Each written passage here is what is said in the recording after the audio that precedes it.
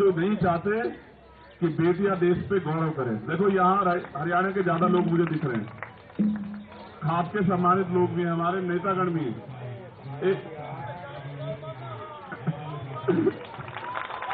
एक दिन वही हरियाणा था जहां बेटियों को इतने अवसर नहीं थे। आज का हरियाणा है जहां बेटियों के नाम से हरियाणा की पहचान होती है। मैंने तो देखा ओलंपिक में बेटियां मेडल लेके आई, सारे बेटे कमजोर पड़ गए, पढ़े नहीं पड़े। तब हम खुश हुए, हमने तालियां बजाई, हम सेल्फी खिंचवाने के लिए घूम रहे थे। और मुझे तो इस देश में इतने मजबूत प्रधानमंत्री मैंने देखा, जो टीम हार भी गई उनको उन्होंने फोन किया कि भाई आप घबराना मत। लेकिन आज पता नहीं पिछले कुछ समय में परिस्थिति बदली। आज वो बेटियां यहीं बैठी हैं उनसे कुछ गज की दूरी पे, आज आवाज नहीं जा रही है, आज आवाज नहीं जा रही है। देखो पिछले कुछ समय में बहुत कुछ बदला, इस बात पे गहराई से सोचो आप।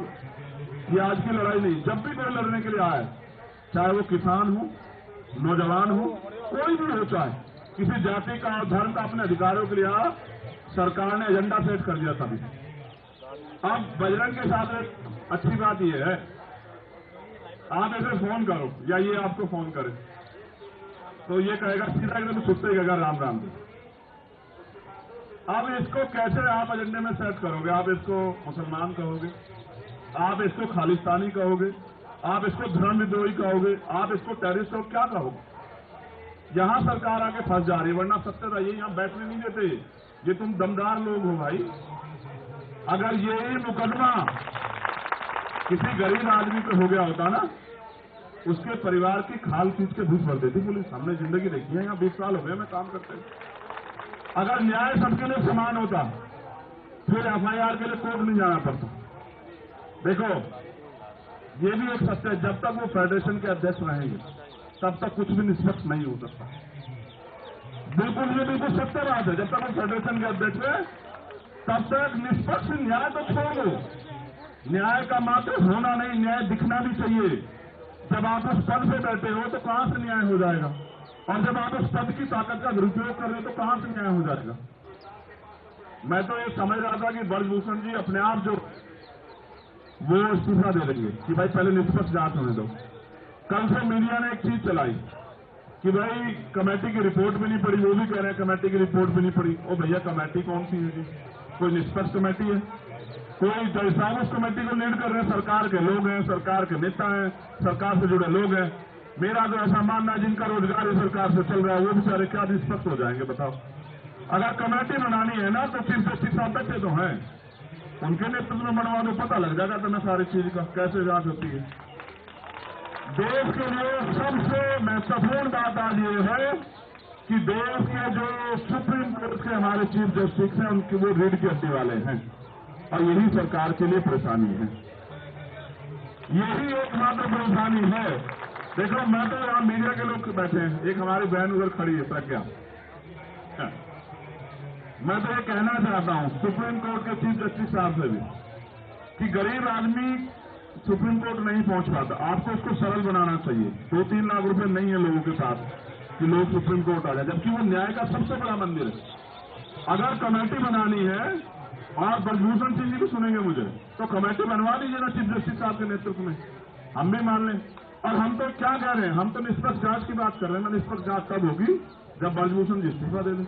आप मेरी एक बात को गलत साबित कर दो, डिनाई कर दो, अगर यही पोस्टों के एफआईआर किसी और पर हुई होती तो क्या वो आज बाहर घूम रहा होता? क्या बता रहा आप सब लोग बता दो।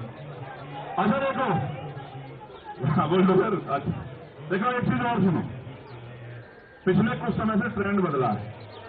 आरोपी के पक्ष में पंचायत होती है, आरोपी के पक्ष में डिबेट होती है और हमारी सम्मानित मीडिया खड़ी है, ये उसको डिफाइन करने लग जाते हैं बार बार।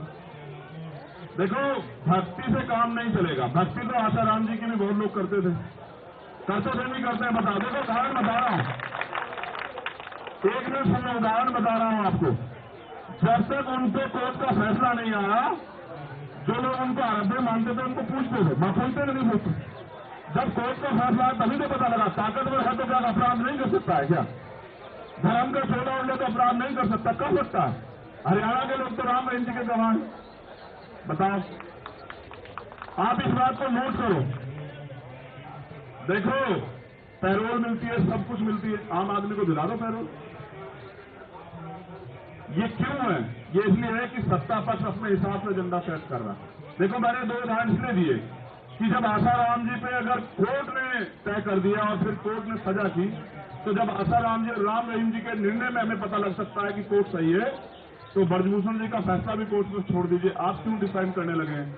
उनको गिरफ्तार तो होने दीजिए, सब ताकत कम तो होने दीजिए। जब वो सत्ता में बैठे हैं, ताकत में बैठे, कैसे न्याय हो जाएगा? ऐसे न्याय संभव नहीं। देखो, हमें गौरव करना चाहिए कि किस माहौल में हमारी बहनें और हमारे अंतर्राष्ट्रीय खिलाड़ी जिन्होंने देश का प्रतिनिधित्व किया, आज वो यहाँ हैं। परसों रात पता लगा था बिजली काट दी, पानी काट दिया। गड्ढे, चलो चिंता मत करो। देखो, मेरे साथ थोड़ा सा ना, मैं नया काम अपना कर रहा हूँ। बजरंग साक्षी बैठी है हमारी छोटी बहन। अगर ये काम ना होता तो मेरा गड्ढा ही गिरवा देता मैं। ठीक है, मैं एक ऐसा आदमी ना, मैं अपनी बहनों के आंसू नहीं देख सकता। लखनऊ में रोई थी हमारी बहनें, मैं 4 दिन तक वहीं उनके साथ ही बैठा रहा, और सरकार को हमने झुका दिया। सरकार को फैसला लेना पड़ा कि नहीं, ये गलत है।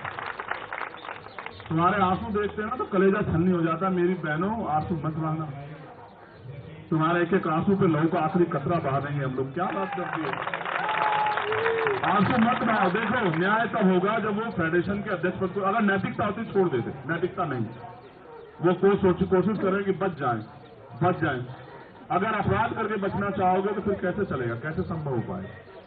इसलिए देखो, प्रधानमंत्री से हमारी कोई लड़ाई नहीं, क्योंकि ये सवाल ये है कि जब आप सबके आंसू पूछ रहे थे, जो हारा जो जीता, जिन्होंने देश को गौरव किया, तो आपकी तरफ से एक आदमी तो आता उनके आंसू पूछने के लिए।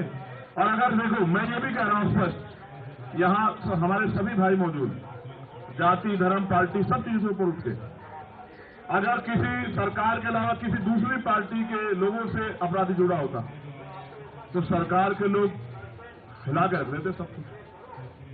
लेकिन बुरा यह है कि सरकार से जुड़े हुए लोगों पर आरोप है। तो आप ये देखो, उनके यहां भी महिला नेता, एक महिला नेता अगर ये कह दे, कहते ना जमीर जिंदा हो तो आदमी इंसाफ की बात कर लो, यही कह दे कि भाई निष्पक्ष जांच हो जाए। बताओ, दिख नहीं रहा? इतनी बड़ी बड़ी नेता उनकी पार्टियों में है, नहीं दिख रहा है। ये तो कह दो निष्पक्ष जांच करा दो, इसी का दबाव हो जाए। अगर आप सब लोग देशवासी मेरी बात पे गौर करें, अगर अपराधी हमारा है तो हम चुप रहेंगे, अगर अपराधी दूसरी पार्टी का तो हम बोलेंगे। इसको जिंदा रहना कहते हैं, जो जिंदा रहना नहीं होता। ये तो मुंह दिखाई की बात हुई। मेरा तो ये मानना है, मैं तो अभी अपील करूंगा अपनी महिला नेताओं से जो तमाम पार्टियों में, आओ ना, बैठो इनके बराबर में। आप किसी भी पार्टी में आओ ना, इनके लिए न्याय की मांग करो। अगर आप जिंदा, फिर आपकी उन कुर्सियों में बैठने का कोई फायदा नहीं है।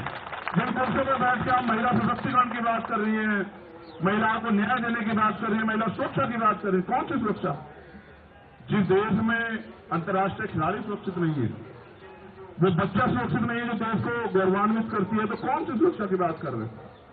इसलिए मेरी मीडिया के माध्यम से अपील है प्राइम मिनिस्टर जी से, वो हम सबके प्राइम मिनिस्टर हैं, वो इनके भी प्राइम मिनिस्टर अंतर्राष्ट्रीय खिलाड़ी है या नहीं है? बताओ तुम्हारे प्राइम मिनिस्टर है या नहीं है? इनके माध्यम से हमारी 2-3 अपील ये है। पहला, वो नैतिकता के आधार पर ब्रजभूषण छोड़ दे और जांच होने दे, पहला। दूसरा, कोई भी अगर जांच कमेटी बनानी है न्याय देने के लिए, तो वो सुप्रीम कोर्ट की निगरानी में बने। सरकार के लोगों पे कोई भरोसा नहीं, क्योंकि सरकार के लोग तो समर्थन दे रहे हैं। तीसरा, उनकी गिरफ्तारी होनी चाहिए। पहले उनकी गिरफ्तारी हो, उनकी ताकत कम हो, तब जाके मुझे उम्मीद है कि न्याय सुनिश्चित हो पाएगा। और बड़े पैमाने पर चौथी बात, ये झूठ फैलाना बंद करो कि ये जाट समाज के बच्चे हैं, ये हरियाणा के बच्चे हैं, ये देश के, जब ये मेडल लाए थे ना तब ये देश के ही थे, आज भी ये देश के ही। क्यों भाई, देश के हो या नहीं हो? देखो, जाति व्यवस्था तो इस देश में है, और आदमी को पैदा होने के बाद पता लगता है वो किस जाति में पैदा हो गए।